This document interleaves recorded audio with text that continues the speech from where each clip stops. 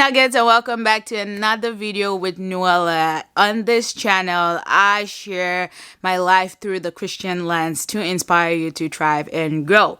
If you've been with us for a while now, you know that this August is a Get a Job Bootcamp series, and we've been just posting videos and tips on how you can land a job. Today is a very special day. I am really excited because I have a guest who has, I believe, 5 years or over 5 years experience in helping people get jobs. Stay tuned, grab your notebook, grab your pen. She's gonna be helping us with elevator pitches, and you don't wanna miss this. All right, welcome again to this video where we are gonna be helping you get your elevator pitches right. Today, my guest is Marcia. Marcia, can you introduce yourself to us? Hello, thank you for having me. It's an honor and a blessing to be here. My name is Marcia Jordan. Currently, I'm working at Year Up Greater Boston as the Associate Director of Employment Placement. And so, as you mentioned, I've had about 5 years experience helping young adults get jobs. I primarily help folks in the Boston area. However, Massachusetts is my home. And so I support anyone who's here and needs to introduce yourself to employers and really get started in networking.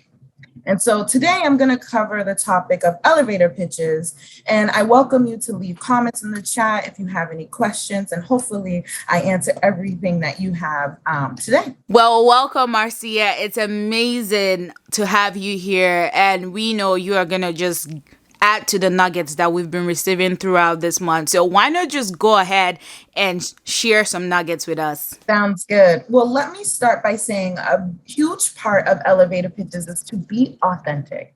So before I even share one tip or one strategy around how to have the perfect elevator pitch, please remember authenticity is first. And so be organic while you're working on this, and then it will start to flow naturally. First step in your elevator pitch is to introduce yourself. I know for some people this may be hard, but remember, when you're talking about yourself, you know yourself better than anyone. And so start with introducing yourself. I'm a huge fan of starting with your first and your last name. It is the most confident way that you can start to introduce yourself. When you're introducing yourself, you also want to include what you are doing. Where are you? Where did you just leave off in your journey? For some of you, you might be a student. You may start with where you worked, or if you're still figuring that out, that's okay to say, right? So you just want to be confident in whatever it is that you're starting or where you're at, and keep it brief. To give an example, my name is Marcia Jordan, and currently I'm the Associate Director at Year Up Greater Boston. If I was a student, I could start off by saying my first and last name, that I'm a student, and at what college I'm a student at. Again, you just want to keep it brief when you're starting to introduce yourself, and you also want to start slow. That way you enunciate every word, and the person who's listening to you can hear exactly how to say your name and where you're at. Next, after you get through introducing your name and your current status or your transition period, you also want to talk a little bit about what it was that you learned in that experience. This could be skills or an overview of your work. So if I were to talk about being an associate director of employment placement, I would highlight what Year Up is and my role and responsibilities quickly. So an overview of my job is that I support young adults in Boston with their resumes, their cover letters, and really helping them get to the next level and land their next job. And so remembering that an elevator pitch is to be quick, you want to think of it as if you were on an elevator, how long would it take for that ride? Some say 10 seconds, depending on what floor you are. And kind of because of the pandemic, many of us will not be on elevators. And so you do want to keep this quick, especially if you're on a Zoom chat. You do want to make sure that you're articulating yourself within 30 seconds. While you're describing what your experiences are, this is where practice is important.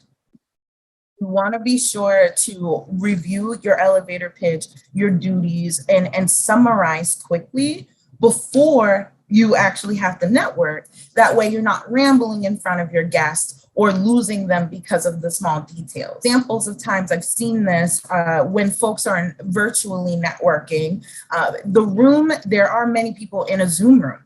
And so when you have the mic, you want to make sure that every word you share is captivating and it is applicable to what the networking event is called for. Something people may not consider when creating their elevator pitch is the nature of the event. And so keep in mind, if you're at an IT event or if you are going there to present your own product, remember what your audience is there for and tailor your elevator pitch as such. Something else to keep in mind when you are creating your elevator pitch is to remember that the audience is looking for something that you want to give or something you want to receive. And so it's really important to be direct in your ask and direct in what you are sharing. And so if you're there to network and get a new mentor or to informational interview someone about their job and their role and how they got to where they are, then it's important to direct the conversation in that way. You don't want to miss the opportunity to have a new mentor. If you're too nervous, sometimes it does happen. You want to take a break, pause, stop, and remember why you're there. Again, be authentic, show up as your best self. And once you practice this more than once, it'll start to feel very authentic when you're introducing yourself to someone.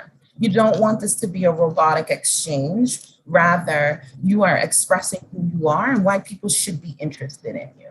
You also want to share that it's important for people to know you. It's important and why. What assets or characteristics belong to you that people should know about? In your elevator pitch, again, it being 30 seconds or less, you want to be sure that people leave knowing more about you than they did before the event. Lastly, I want to highlight the importance of gathering contact information at the close of an event. Your elevator pitch should really wrap up how you will connect with that person in the future. My best tool is LinkedIn, as it's a professional network platform similar to Facebook, but just for professional connections. And so I would love to share my LinkedIn with folks that I connect with. There is also nothing wrong with sharing an email or asking the person that you are meeting for their email as well. Whatever naturally you would use to communicate, I prefer you to use when you want to follow up with your connection. So with these notes, I'm hoping that this will help you with creating yours. Why don't we turn it to Nuella to hear your elevator pitch? Nuella, take it away. Well, thank you very much, Marcia, for those amazing tips. Well, let me try and see if I can get this done in 30 seconds. Let's go. Hello, my name is Emanuela Ofure, and I am currently an ED navigator at Salem Hospital, Mass General Brigham. In my role, I help connect patients who present to the ED back to their PCP or other community resources. I'm also currently getting a second bachelor's degree in worship ministry. In the future, I want to get my master's in public health and dietetics. I'm looking forward to connect with you and learning more about this path. How did I do? Job well done. Hallelujah. Now, that is a perfect example of an elevator pitch. Hit all the points, and I tell you right now, I left knowing more about you. Well, thank you very much, Marcia. Again, terrific job. I hope this was very encouraging for you all to start your own elevator pitch. Again, remember to be authentic. There's nothing worse than showing up and sounding like a robot when you're trying to talk about yourself. This is supposed to be natural in a conversation. And so behind the scenes, you do the homework. You practice exactly what you want to overview and what you want to highlight before the event. There's not one way to do an elevator pitch. Depending on the event or the occasion, you may need to tailor your elevator pitch, and that is okay. I think having even 7 versions, as long as you know authentically how to articulate them, you will be in great shape. It was a pleasure to be here today. And so I do want to leave with a gift in order to make sure that you have what you need to get started. Linked, you will find a worksheet that I created to help you get started with writing your elevator pitch. Now, there's not one way to do this, and so please use this template as it fits. You want to start again with introducing yourself, what you're currently doing, a little background about that, about what you're doing or where you're transitioning into, why folks should be interested in you. What are your skills, your qualifications, your characteristics? And be sure to be direct about what you want from that networking opportunity or what you would like to see once you are connected with this person. Don't forget to ask for their email or LinkedIn. In fact, my LinkedIn is also here if you would like to contact me for more information.